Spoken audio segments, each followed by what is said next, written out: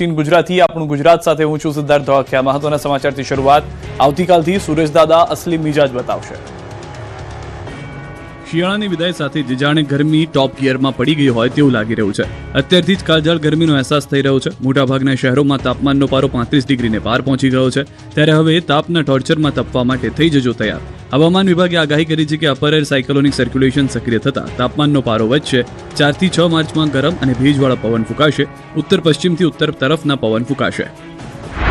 जो उच्चतम तापमान है इसमें अगले 48 घंटा तक 2 से 3 डिग्री सेंटीग्रेड राइज रहेगा, बढ़ोत्तर रहेगा। तो 2 दिन के बाद 48 घंटा के बाद फिर टेम्परेचर एनएलसी रहेगा, कोई बड़ा बदलाव नहीं रहेगा। માર્ચમાં જ ગરમી ભૂક્કા બોલાવશે તો ચોમાસું પણ સારું રહેવાની અંબાલાલ પટેલની આગાહી। વર્ષ 2026 માટે હોળીની જાળના આધારે ગુજરાતના જાણીતા આગાહીકારો અને જ્યોતિષોએ ચોમાસા અને દેશની સ્થિતિ અંગે મહત્વનો વર્તારો રજૂ કર્યો છે, જેમાં અતિવૃષ્ટિ અને વાવાઝોડાની આશંકા વ્યક્ત કરવામાં આવી છે। હવામાન નિષ્ણાંત અંબાલાલ પટેલના મતે આ વખતે સોળાની વર્ષ રહેશે, પાછોતરો વરસાદ પડી શકે છે।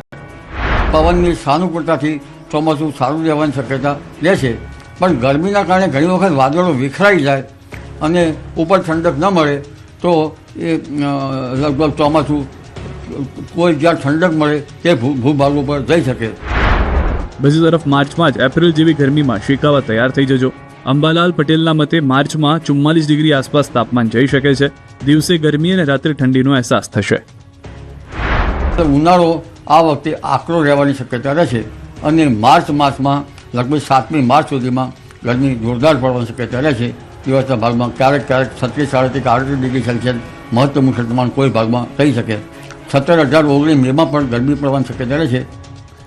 આ વર્ષ સોળાની થવાની રમણીક વામજાએ કરી આગાહી।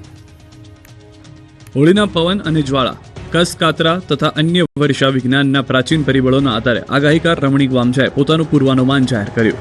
હોળીની જ્વાળા જોઈને તેમણે યુદ્ધના ભણકારાની આશંકા વ્યક્ત કરી। આ ઉપરાંત વાવાઝોડાની સંભાવનાઓ પણ વ્યક્ત કરી। જોકે વરસાદની દ્રષ્ટિએ ખેડૂતો માટે આ વર્ષ ખૂબ સારું રહેવાનું તેમનું અનુમાન છે। તો માર્ચ એપ્રિલ મે મહિનામાં વાવાઝોડું આવી શકે અને વેરાવળ પોરબંદરમાં અતિભારે વરસાદની સંભાવના વ્યક્ત કરી છે। અમદાવાદમાં મુસ્લિમ યુવક હિન્દુ યુવતી વકીલના કપડાં પહેરી રજિસ્ટ્રાર ઓફિસે લગ્ન કરવા પહોંચતા હંગામો। હોબાળો, મારામારી, પોલીસ સાથે ઝપાઝપી, દોડાદોડી, જય શ્રીરામના નાદ અને આક્રોશની આગના દ્રશ્યો અમદાવાદના ઘીકાંટા વિસ્તારના છે।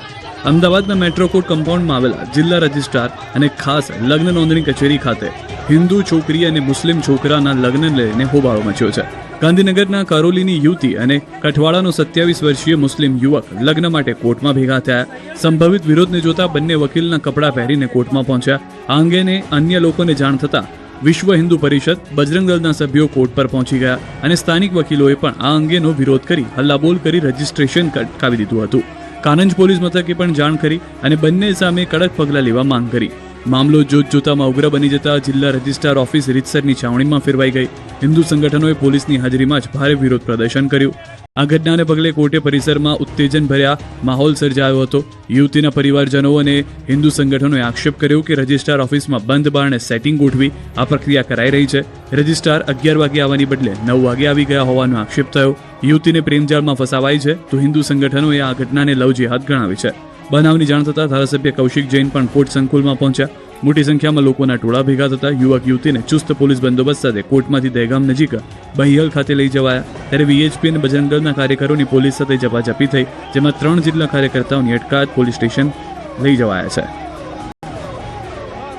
લિફ્ટનો દરવાજો ખુલે તો તુરંત ઉતરતા નહીં। વલસાડમાં લિફ્ટના મોતે દરવાજો ખટખટાવ્યો હોય, વ્યક્તિ ઉતરે એ પહેલા દુર્ઘટના બની।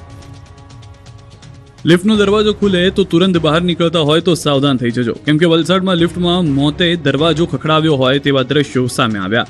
વલસાડ શહેરના તિથલ રોડ પર આવેલી સરદાર હાઇટ્સ બિલ્ડિંગમાં સરસ્વતી બિલ્ડિંગમાં એક વ્યક્તિ લિફ્ટમાં સવાર હતા। લિફ્ટ તેમના માળે પહોંચતા જ તેઓ બહાર નીકળવા લાગ્યા।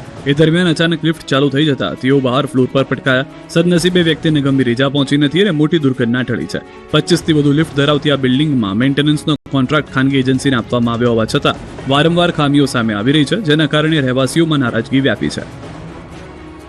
કચ્છના ભચાઉમાં એક જ જગ્યાએ બાઇક ચાલકો વચ્ચે થયા રૂવાડા ઊભા થઈ જાય એવા અકસ્માત। સ્થળ એક જ છે, પરંતુ રફતારના કહેરના દ્રશ્યો એક સમાન છે। અલગ અલગ દિવસોએ એક જ જગ્યાએ રૂવાડા ઊભા થઈ જાય તેવો અકસ્માત થયો। કચ્છના ભચાઉમાં એક જ વિસ્તારમાં 2 અકસ્માત સર્જાયા. બંને વખત 2 સ્કૂટર ચાલકો સામસામે ટકરાયા. વાહન ચાલકો પણ ગંભીર રીતે ઘાયલ થયા. અકસ્માતના સીસીટીવી પણ સામે આવ્યા. રામવાડી વિસ્તારમાં એક જ સ્થળે ડાબી બાજુથી પૂરપાટ વાહન ચાલકો આવી રહ્યા છે, ત્યારે ઊભા રોડ પરથી મારમાર વાહન ચાલક આવે છે અને ધડાકાભેર ટક્કર થાય છે. રોડ પર ધડામ દઈને વાહન ચાલકો નીચે પડે છે, ત્યારે વારંવાર અકસ્માત સર્જાતા સ્થાનિકોમાં ભારે રોષ ફેલાયો છે. અકસ્માત જીવલેણ બને તે પહેલા સ્પીડ બ્રેકર નાખવા લોકોએ માંગ કરી.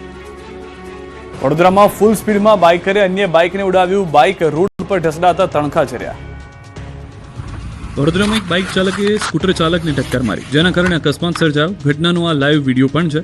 બાઇક ચાલકના હેલ્મેટ પર લાગેલા કેમેરામાં જ આ સમગ્ર અકસ્માત કેદ થયો. બાઇક પર સવાર યુવાન એક અવાવરી જગ્યાએ જઈને બાઇક શરૂ કરે છે અને ધીમી સ્પીડે કાચો રસ્તો કાપે છે. બાઇક જેવી મુખ્ય માર્ગ પર આવે છે તેની સ્પીડ વધવા માંડે છે. બાઇક ચાલકને તો સ્પીડ બ્રેકર જુએ કે ના તો રોડ ઉપરનો ખાડો. આમ રાત્રિનો સમય હોવાથી માર્ગ પર વાહનોની અવરજવર ઓછી હતી, એટલે બાઇક ચાલકે બેફામ ચલાવવાની શરૂઆત કરી.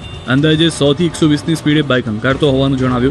બાદમાં બાઇક ચાલક બ્રિજ પરથી પસાર થઈ રહ્યો છે, ત્યારે ડિવાઈડર અને સ્કૂટર વચ્ચે જગ્યા નથી, છતાં ત્યાંથી ઓવરટેક કરવાનો પ્રયાસ કરે છે, જેના કારણે સ્કૂટર ચાલક પડી જાય છે. અકસ્માતના કારણે રોડ પર તણખા પણ જોવા મળે છે. શહેરના વડસર બ્રિજ પર આ અકસ્માત થયો હોવાનો દાવો છે. ડભોઈમાં લારી ઊભી રાખવા બાબતે 2 વેપારીઓ ઝઘડી પડ્યા. તરબૂચની લારીવાળા અને દુકાનદાર વચ્ચે જોરદાર ધમાલ થઈ ગઈ. પહેલા ઉગ્ર બોલાચાલી થઈ, પછી તો લારીવાળાએ લાકડીના ફટકા માર્યા. તરબૂચ કાપવાની છરી જેવું કંઈક હથિયાર ઉઠાવ્યું અને દુકાનવાળા પર ઉગામ્યું. ઊભી બજારમાં બંને વચ્ચે છૂટા હાથે મારામારી થઈ અને મચી ગઈ નાસભાગ. ઘટના વડોદરાના ડભોઈની છે, જે દુકાનની બહાર કલાકો સુધી લારી ઊભી રાખવાની બાબતમાં બંને વચ્ચે રકઝક થઈ. જોકે બાદમાં આસપાસના અન્ય વેપારીઓ વચ્ચે પડ્યા અને મામલો થાળે પડ્યો.